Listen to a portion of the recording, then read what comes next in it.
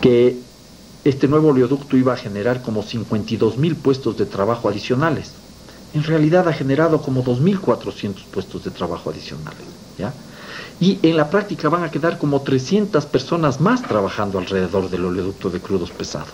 Entonces, todo es un manejo poco transparente, cifras infladas, sin entrar ya en el proceso mismo, donde no se consultó a la sociedad, a las comunidades afectadas, donde se les ha engañado, donde se compra dirigentes, donde se compra a las mismas ciudades pequeñas a través de una serie de regalitos que hacen de este problema un asunto sumamente complejo. Pero yo creo que lo grave es que sobre lo económico se habla muy poco.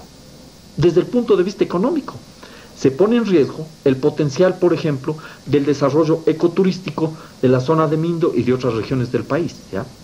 Y ahí tenemos varias dudas y varias inquietudes, ¿no?, que no han sido aclaradas suficientemente. Las diferencias básicas para tomar una decisión por la ruta norte fue que era más barato el trazado. Se estima que en 80 millones de dólares, ¿ya? Y claro, se podría decir, ahí habría que calcular los daños ambientales. Pero ¿cómo calcular los daños ambientales si no se tiene una claridad suficiente de cuántas son las especies existentes y mucho menos del significado que tienen esas especies para el equilibrio general? Y como dije hace un rato ya, a mí me preocupa mucho que nos acostumbremos a ponerles valores monetarios a los seres vivientes, ¿ya? Sería como imaginarnos que en la selva se establezca un sistema de códigos de barras, ¿ya? Este arbolito tiene este código de barras, este pajarito, este sapo, este otro, y entra alguien con esa pistola como en un centro comercial a valorar cuánto es lo que cuesta, paga y se acaba la selva. Yo creo que hay un valor intrínseco que tiene que ver con la vida y con el potencial que ofrece ese banco genético, que es la biodiversidad que está poniéndose en riesgo, que no se puede cuantificar ni ahora ni en el futuro simplemente en cuestiones monetarias.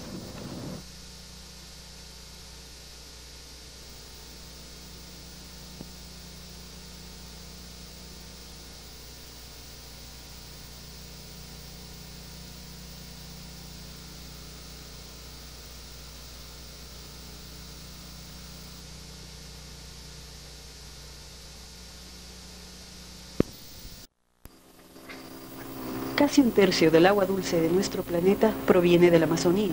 Una tercera parte de los bosques tropicales y el 20% de las especies conocidas están en esta cuenca. Los ciclos de los vientos y por lo tanto el clima mundial dependen en gran parte de la selva amazónica. En la Amazonía ecuatoriana, que constituye casi la mitad del territorio del país, se encuentra la mayor concentración de especies por área del mundo. Con apenas 0.2% de la superficie terrestre, el Ecuador es uno de los 12 países con mayor diversidad. El conjunto de estos 12 países alberga el 70% del total de especies vivas de nuestro planeta. Esta región, a más de su riqueza biológica, es también el hogar de 9 etnias que han vivido por milenios en armonía con la naturaleza.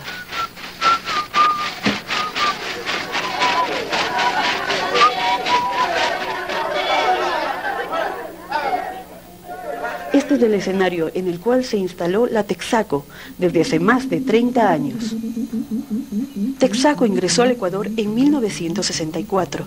Le fueron concedidas 400.000 hectáreas de la Amazonía ecuatoriana. Texaco empezó su operación abriendo 30.000 kilómetros de líneas sísmicas con el fin de explorar las reservas probables. En 1967 abrió su primer pozo y a lo largo de su operación perforó 339 pozos. Como el petróleo sale mezclado con gas y agua de formación, la separación se hacía en los mismos pozos o en las 22 estaciones construidas. Una vez puro, era transportado atravesando los Andes por el sistema de oleoducto transecuatoriano hasta la refinería junto a un puerto en el Pacífico. La prospección sísmica. 30.000 kilómetros de trochas fueron abiertas para la prospección sísmica. Para ello, miles de hectáreas de bosque tropical fueron deforestadas en esta fase entre helipuertos, campamentos y trochas. 50 kilogramos de dinamita explotaban cada 100 metros de línea sísmica. A más de la pérdida del bosque, incomprensiblemente, muchos artefactos explosivos quedaron en la zona. Era en el año de 1980, en diciembre, que me trasladaba de la escuela a mi casa en este sector del lago 23, del pozo lago 23. Me hallé artefactos explosivos. Me llevo un arsenal de aparatos de detonación sísmica para localizar petróleo. Y en la cual yo cogí este artefacto y lo golpeé. Y en lo que le estaba golpeando me explotó, me aventó unos 8 metros más o menos alrededor. Y sentí el desgarre del brazo izquierdo. Y la gente que trabajaba estas tierras hallaban, y inclusivamente vecinos de por aquí tenían en las casas puesto como, se puede decir como para que se deje ver bonito este material. Le ponían así en las ventanas de la casa. Cuando se trabaja estas tierras de aquí al frente, se trabajan y se queman los matorrales, se incinera todo, esto explota como cohetes. Sigue habiendo este material todavía. Este es un ejemplo extremo de irresponsabilidad durante la primera fase de todo el proceso de explotación petrolera. La segunda fase contempla la perforación de pozos. La Texaco perforó en la Amazonía ecuatoriana 339 pozos. En la perforación de cada pozo se generaron 42.000 galones de petróleo de prueba y 4.000 metros cúbicos de lodos de perforación. Estos lodos normalmente contienen, entre otros contaminantes, antimonio, arsénico, bario, cromo y plomo. Estos desechos, lejos de ser tratados, fueron depositados en 600 piscinas abiertas de donde fluyen libremente al medio ambiente. El problema de este caso de aquí, de este pozo, de que fue el lodo, fue el causante de todo el daño de mis animales aquí. Se me han muerto 17 cabezas de ganado, y así chivos, vacas me malparen. Y he recibido perjuicio pues toda una vida con esta piscina aquí. Y luego a veces tengo otra piscina más abajo que he tenido, también he recibido perjuicio. Y me han hecho mucho daño, pero como no se ha habido nada a quien reclamarle, pues uno se ha aguantado y se ha quedado tranquilo, no ha sido posible de reclamarle a nadie. Cuando se estaba perforando, el año 1978 perforado este pozo 2B. Esto perforó la compañía Parker, pero ordenando la Texaco, la compañía Texaco.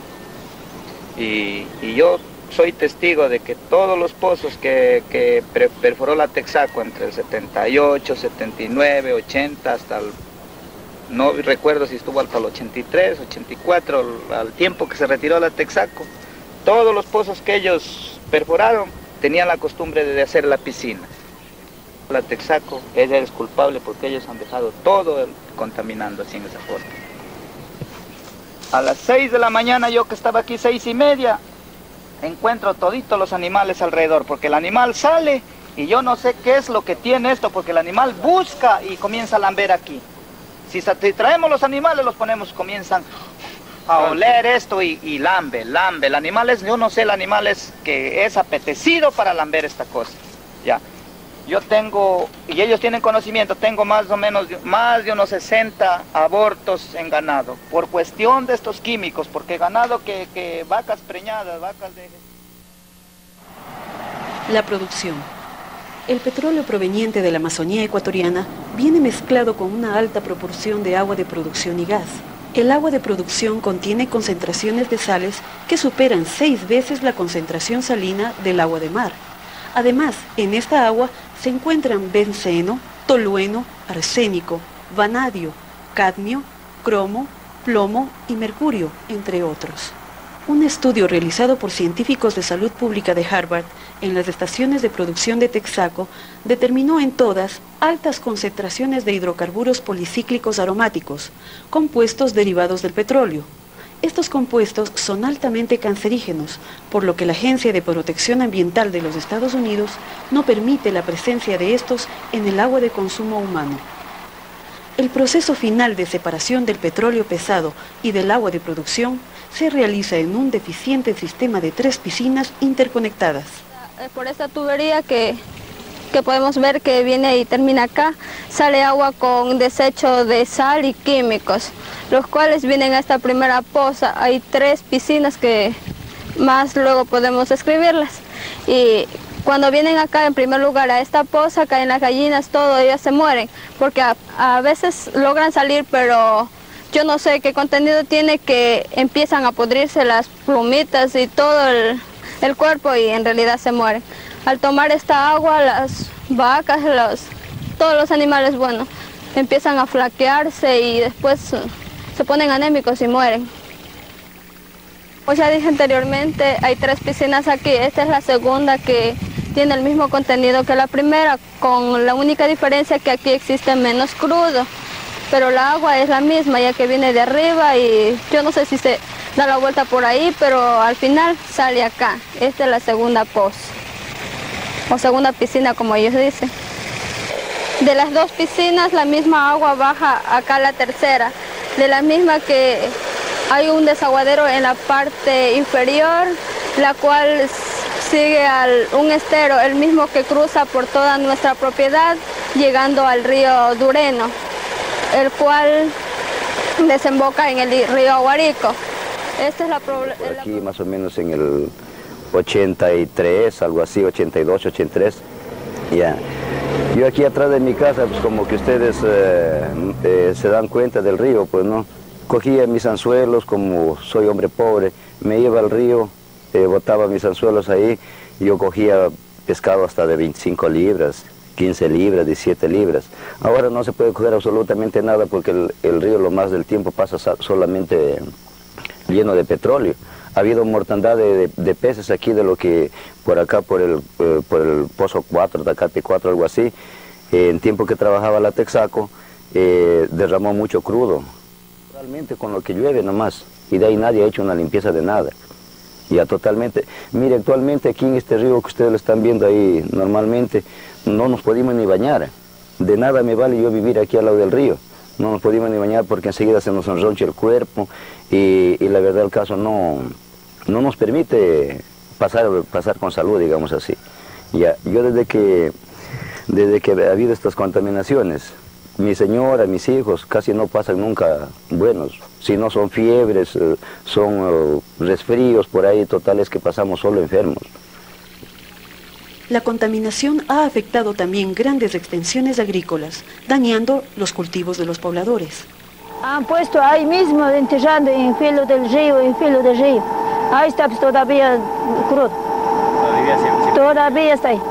Casi no vamos a tener ninguna producción en esa pampa. Maíz no vale ya, porque todito el maízito ya todito seca. Todito perdemos maíz ahí. Ya el arrocito perdemos. El petróleo que dicen que viene de adentro. Ese es lo que seca el granito por ahí.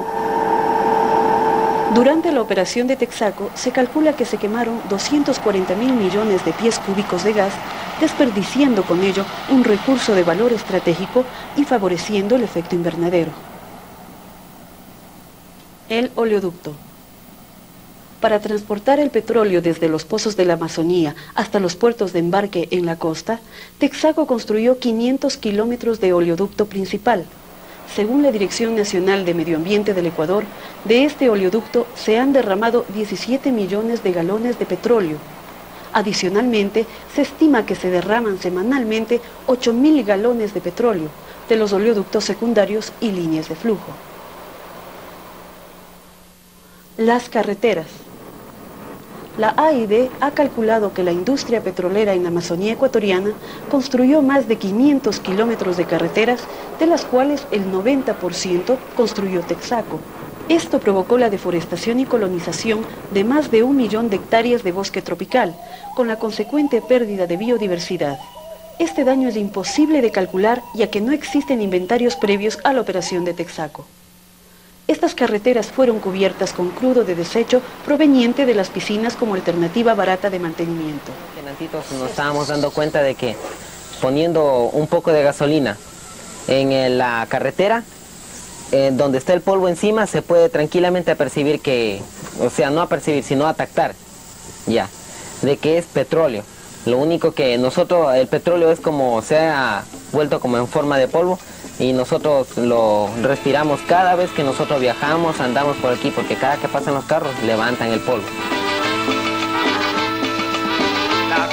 Texaco fue la operadora de un consorcio con la empresa estatal de petróleo. Por lo tanto, fue la responsable directa de la construcción, mantenimiento y tecnología empleada en todas las fases de explotación petrolera.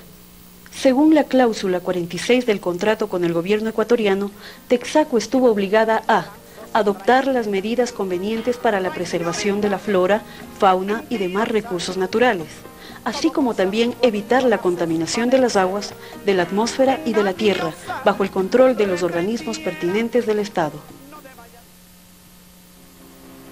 La campaña. Los bosques tropicales amazónicos son ecosistemas frágiles e indispensables para la vida en el planeta.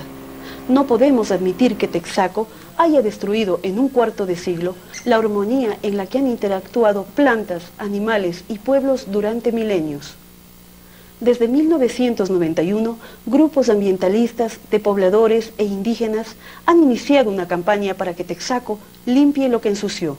Es necesario que la sociedad ecuatoriana y la comunidad internacional conozcan ampliamente cuáles han sido los daños ambientales, los impactos sociales y la crisis de salud provocada por Texaco. Convocamos a los pobladores locales, a los consumidores, accionistas de Texaco, a los gobiernos, a las organizaciones no gubernamentales y a la opinión pública en general, para que en un esfuerzo conjunto se le restituya a la selva los árboles arrancados, la claridad de sus ríos, la pureza del aire y un hábitat en donde los seres humanos puedan volver a vivir en plenitud.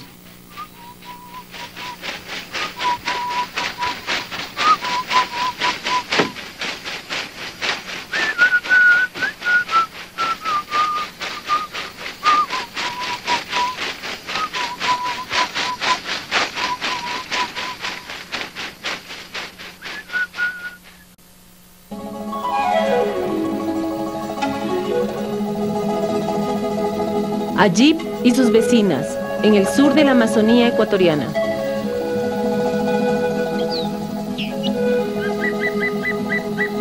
Desde la década de los 60, en el nororiente ecuatoriano, la actividad petrolera ha generado un gravísimo impacto a las poblaciones amazónicas. Pueblos como el Tetete han llegado incluso a desaparecer. La Ayip es una empresa italiana de explotación de gas y petróleo, constituida por un 37% de capital del Estado italiano. El 63% restante proviene de fondos públicos.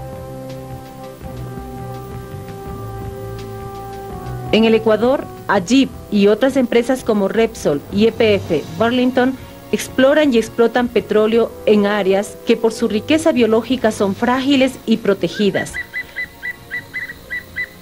Pero lo más grave es que son territorios ancestrales de los pueblos guaraní, quichua, shuar y ashuar.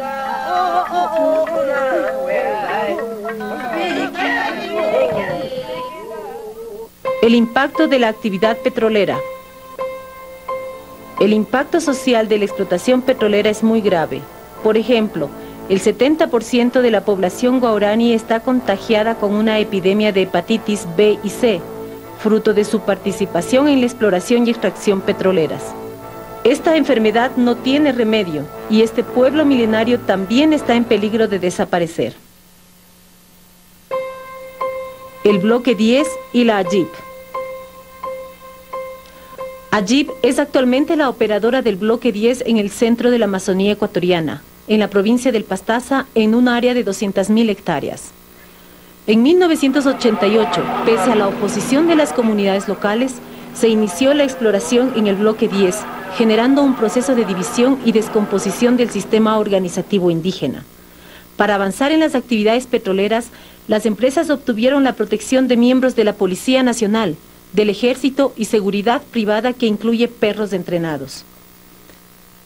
El pueblo quichua del Pastaza está sufriendo actualmente el impacto de la operación del consorcio en sus territorios ancestrales.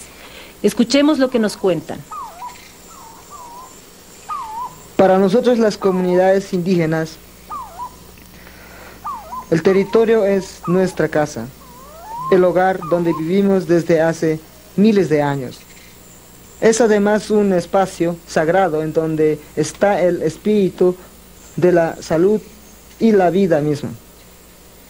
Es aquí donde tomamos las plantas medicinales. Es nuestra farmacia indígena. Es nuestra universidad natural. Es aquí donde los yachas les educaban a los jóvenes. En este universo están los lugares únicos, los espacios de nuestros antepasados, los abuelos, las abuelas, los grandes sabios viven entre nosotros por medio de este lugar sagrado.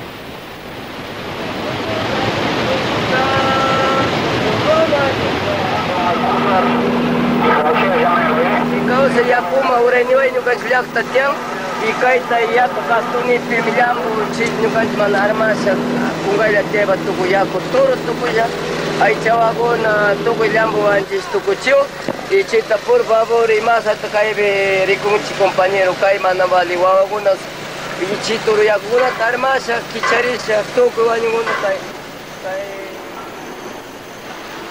todo mi mano aceite, mira. Este olor tiene de aceite puro, puro, apesta lejos. Mira, mira, está pero súper contaminado.